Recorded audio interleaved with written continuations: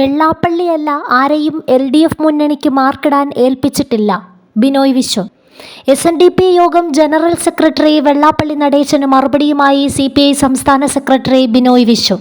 വെള്ളാപ്പള്ളി തൊടുത്തുവിട്ട വിമർശനങ്ങൾക്ക് ബഹുമാനപ്പെട്ട വെള്ളാപ്പള്ളിയുമായി ഒരു തർക്കത്തിന് താനില്ല എന്നായിരുന്നു വെള്ളിയാഴ്ച മാധ്യമങ്ങളോടുള്ള ബിനോയ് വിശ്വത്തിന്റെ പ്രതികരണം.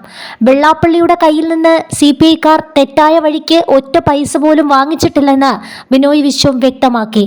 വെള്ളാപ്പള്ളി നടേശൻ ഒരു വ്യവസായിയാണ്. അതിനാൽ തെരഞ്ഞെടുപ്പിൻ്റെയും മറ്റു ഭാഗമായി അദ്ദേഹത്തിൻ്റെ കയ്യിൽ നിന്നും CPIക്കാർ പണം പിരിച്ചു കാണും. അതല്ലാതെ ചീത്ത വഴിക്ക് കൈക്കൂലിയായിട്ടോ അവിഹിതമായിട്ടോ ഒരു പൈസ പോലും പിരിക്കുന്ന പതിവ് CPIക്കില്ലെന്ന് അദ്ദേഹം പറഞ്ഞു. ബഹുമാനപ്പെട്ട വെള്ളാപ്പള്ളിയുമായി ഒരു തർക്കത്തിന് താനില്ലെന്നും അദ്ദേഹം കൂട്ടിച്ചേർത്തു. ഒരുപാട് മഹാന്മാർ ഇരുന്ന കസേരയാണ് SNDP യോഗം ജനറൽ സെക്രട്ടറിയുടേതെന്നും അത് വെള്ളാപ്പള്ളി ഓർക്കണമെന്നും അദ്ദേഹം പറഞ്ഞു.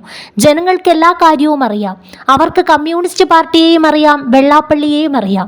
LDFനോ ഏതെങ്കിലും പാർട്ടിക്കോ മാർക്കിടാനോ തെറ്റും ശരിയും പറയാനോ ആരും വെള്ളാപ്പള്ളിയെ ഏൽപ്പിച്ചിട്ടില്ല.